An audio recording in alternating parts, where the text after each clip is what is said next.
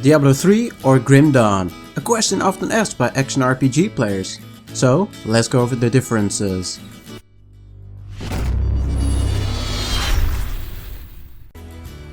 As a fan of both games, I'll try to make this comparison as objective as possible.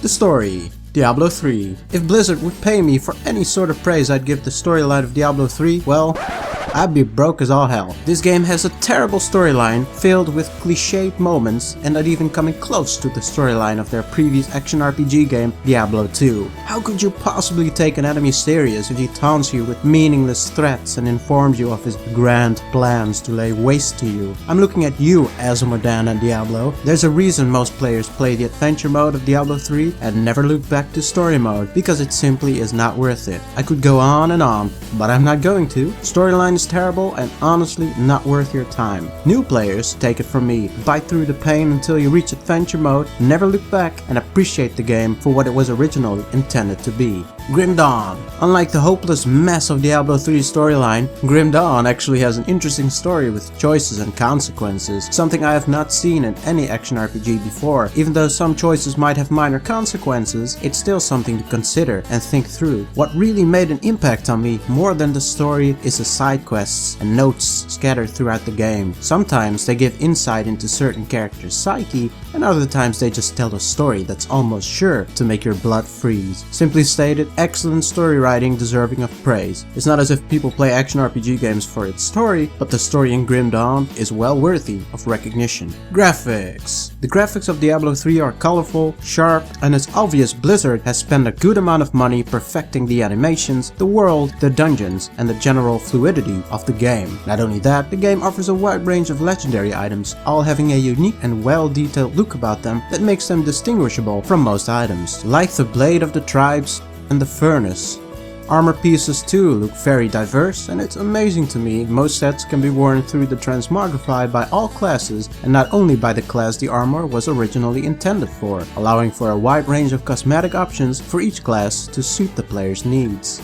Grim Dawn. Contrary to Diablo 3, the graphics of Grim Dawn are not remotely colorful, but instead very dark and gritty. The game features impressive lighting effects, adding to the atmosphere, especially when venturing deep inside tombs and catacombs. The character models, on the other hand, look rough and unpolished, lacking the diversity Diablo 3 offers. But I have to be fair with this, Diablo 3 has come a long way, had much time to ripe, and had a near limitless supply of development budget to perfect their graphics. Grim Dawn comes from much less glorified origins and deserves to have a chance to develop itself and its potential budget to improve their product. Still, this is a comparison video of their current states, and Diablo 3 wins hands down, except for the grim and gritty part. So who's the winner? I guess that's all up to you. Loot! Diablo 3 has tons of loot, legendaries, ancient legendaries, set items, and goddamn blackthorns!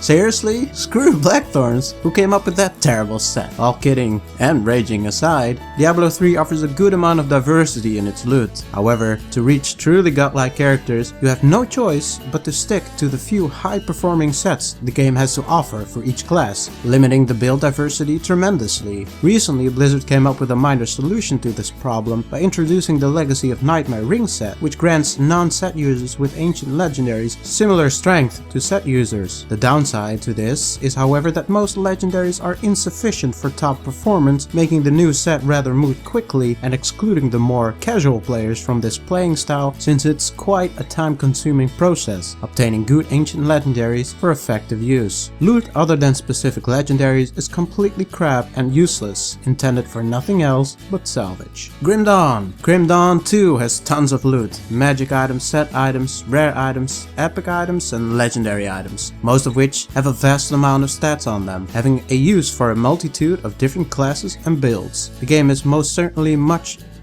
more diverse in its stats and possibilities, not only when it comes to damage, but also to its defenses and resistances. Where Diablo 3 focuses mostly on main stats and critical hit damage and chance, Grim Dawn has a multitude of stats that could benefit players in one way or another. The downside of this is that it might take longer to find specific pieces of loot, and it generally becomes a more time-consuming process to gather the most perfect gear. In any case, the loot in Grim Dawn is exactly what would please the more dedicated players. In many ways, the loot in this game resembles the sweet and tasty loot of Diablo 2, and that's one of the major factors why Diablo 2 is still being played over 15 years since its release. Gameplay. Diablo 3 plays fast and easy, no doubt about it. Incredibly fluid and well polished, it's easy and intuitive to hack down legions of monsters while still getting home in time for dinner. The impact of attacks is visceral and impactful. Hearing monsters scream in agony is a feast for the ears and hardly ever becomes annoying or tedious. I've nothing else to say on this front except that it's exactly as you'd expect from a Blizzard title.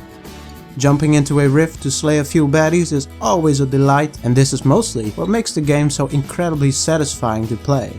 Grim Dawn. Grim Dawn, in comparison to the gameplay of Diablo 3, is a bit slower paced and methodical in its approach. It feels a tad bit more restraining to slay monsters than it does in Diablo 3, and I'm not sure if this is caused by the game engine itself or simply the way both games have been designed. Diablo 3 could be considered a more arcade-like action RPG, while Grim Dawn could be considered a more deep and dedicated action RPG with a matching combat system to that philosophy. Either way, both games make slaying monsters and sending them running to mama a true delight and never bore. I myself am always up for slaying monsters, whether it's in Grim Dawn or Diablo 3, but maybe that's just because I just love action RPGs, who knows. Leveling. Each time you level up, you gain access to a predetermined set of abilities and variations of that same ability called runes. Unfortunately, most classes only reach their true potential when reaching endgame. After getting to max level, you start to gain experience towards the Paragon system, a way to conveniently grow in power long after reaching the final level. Because the game has mostly been designed with endgame in mind, the leveling itself is basically something to power through with a severe lack of tangible player choice, and thus making the process itself rather hollow and unsatisfying. Grim Dawn. Contrary to Diablo 3, the leveling in Grim Dawn is very rich with choices and consequences. There's a ton of class building possibilities, each more alluring than the next. The game is heavy on player input, giving the freedom to spend points in attributes, class skills, and devotion points however the player sees fit. Grim Dawn is all about leveling and going through the story mode with much less focus on reaching endgame as fast as possible. For this reason, the game is much slower paced when it comes to leveling, keeping the players occupied with going through the storyline multiple times on different difficulties before reaching endgame. I guess it's hard to really judge the approach of both games, since both games have such different design philosophies that the leveling of Diablo 3 might appeal to some players and leveling in Grim Dawn might appeal to other players. Either way, for me, leveling in Grim Dawn is a much more satisfying experience overall than it is in Diablo 3. Endgame. Diablo 3. Diablo 3 went from being constricted to storyline acts and having to leave game and re-enter game in a different act to endgame rifts and greater rifts, taking incentive away from the player to play anything other than adventure mode since the introduction of the first expansion pack, Reaper of Souls. Doing story has no use whatsoever since the legendary drop rate is increased substantially in rifts and greater rifts, depending on the level of torment and greater rift you play. The randomness, however, is a fine feature that allows for constant monster slaying with ease. Grim Dawn. The endgame of Grim Dawn is going through the different difficulty options and trying to beat the final boss on the hardest difficulty setting, much like it was with Diablo 2 or Titan Quest. It lacks the randomness offered by Diablo 3 at this point in time. However, getting to the point of actually being able to defeat the final boss on the ultimate difficulty is no small feat and requires a certain amount of dedication of the player. And then there's also the roguelike dungeons, which are a challenge for each class on whatever difficulty you play. On this front, it's all up to the preferences of the players whether this is a good or a bad thing.